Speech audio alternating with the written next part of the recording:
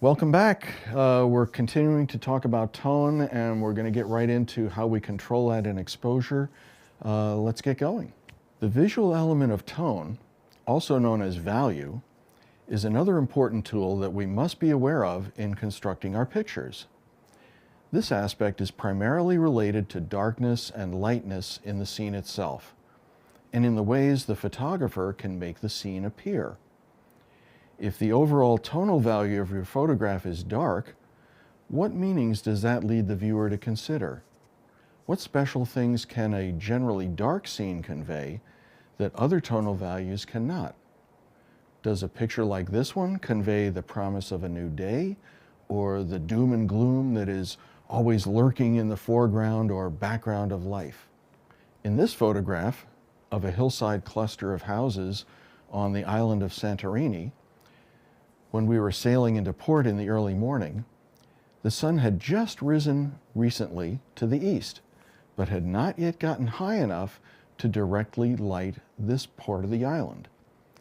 The moisture in the air diffused the light and created an airy, atmospheric environment. If the overall tonal value is light and airy, what meaning does that bring to the picture? Does it make it more dreamy? Is it more mysterious and evocative? Will the viewer's imagination be given freedom to roam?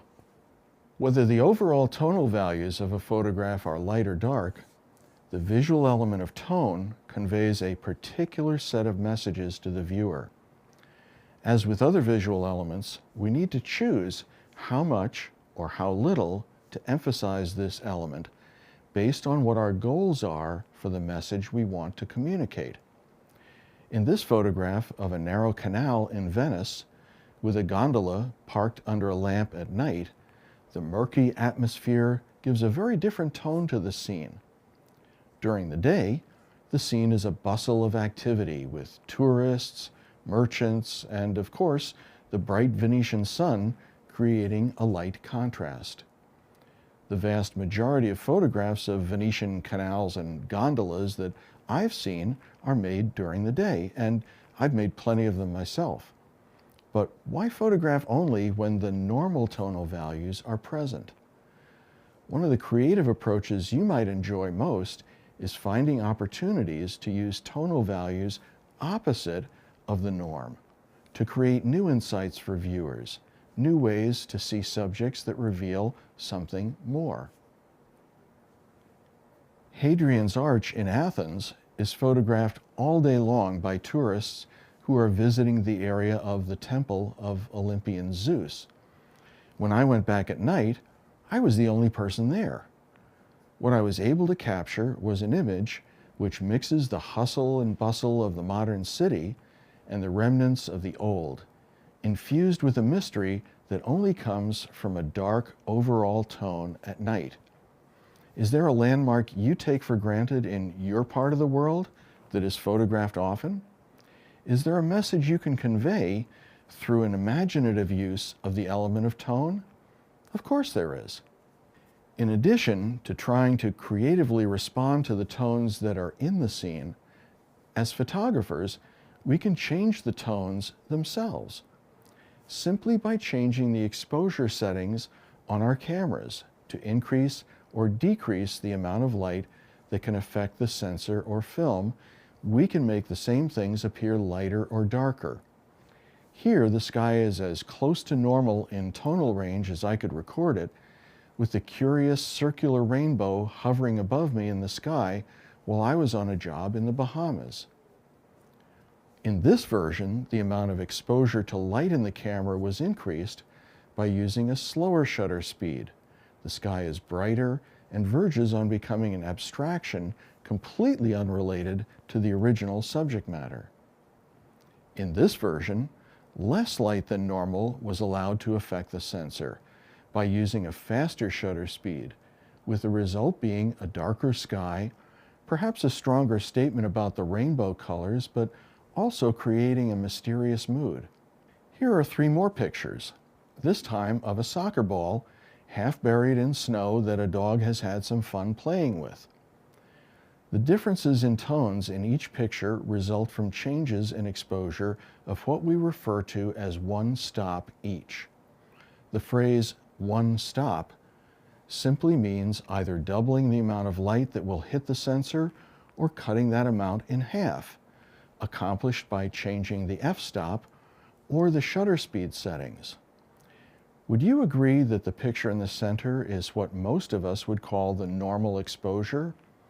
Well, I would too, but it may surprise you to learn that it is not the exposure that was recommended by the camera light meter. Are you curious? Well, let's get to the rest of the story.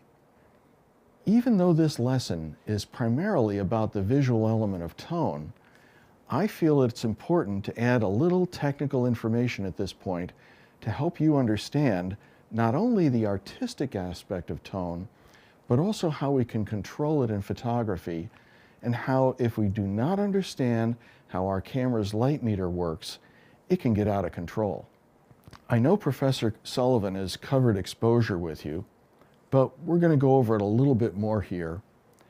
The zone system was popularized by Ansel Adams, the great American landscape photographer, who used it to achieve the beautiful print tonalities for which his photographs are well known. It's based on a chart of zones of tonality. Zone 0 being the blackest black that the paper can create from exposure and development, and zone 11 being the whitest white of the paper itself. In the middle is zone 5, which is middle gray. Middle gray is a tone that reflects 18% of the light that hits it. And almost every reflected light meter in existence is calibrated for that tonality. On this chart, that middle gray is set at 0 EV. EV stands for exposure value. The significance of this will become clear to you in just a moment. What that means for us in the digital world is this. If you set your camera meter so that instead of taking an average reading of the whole scene, it only meters a small spot, you have chosen what is known as spot metering. This illustration of a viewfinder in a Canon camera indicates the small area that would be metered. In that mode, the meter is only reading the luminosity, the brightness or darkness of whatever spot in the picture you place it over. If you place the spot over something that is very white, something that is very brightly reflecting light, the calibration of the meter for middle gray will give you an exposure that will render that bright area middle gray. In this photograph, you see that when I used the spot meter and measured the light reflecting from that bright snow, the snow was rendered middle gray.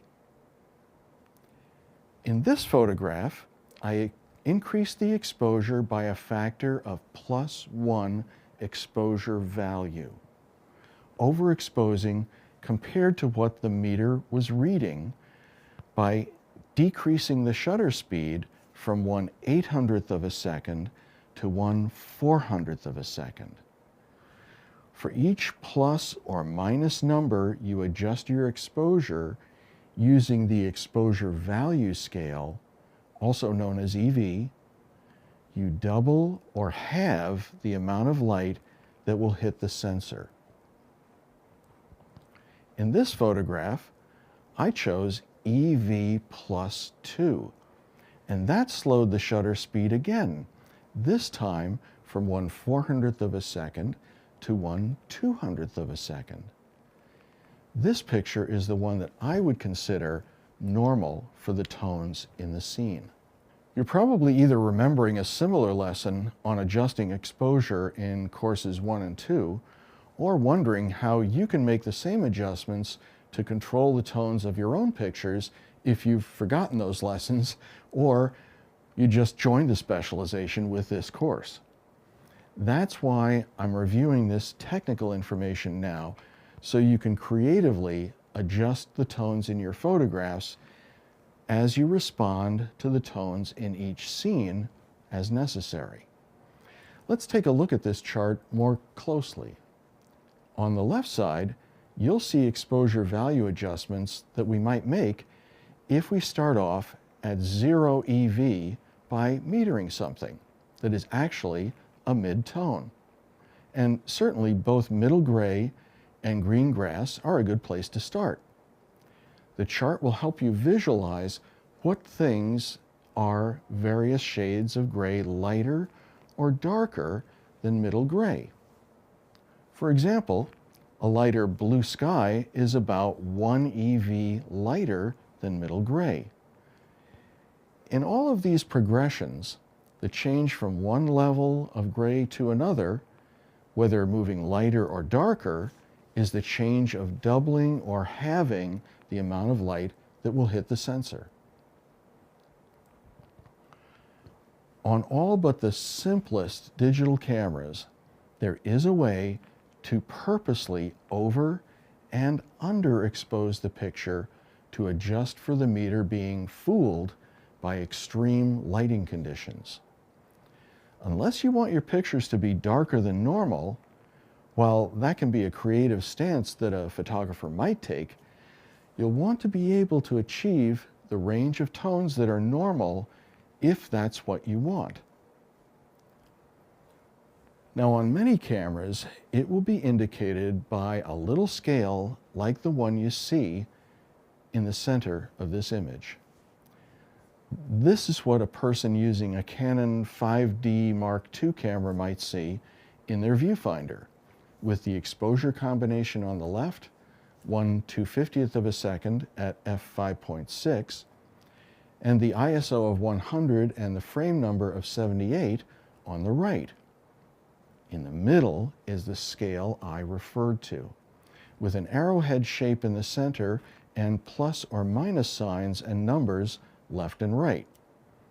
In this instance, there's no adjustment of the meter's recommended exposure, with the arrow point and indicator bar below it lined up.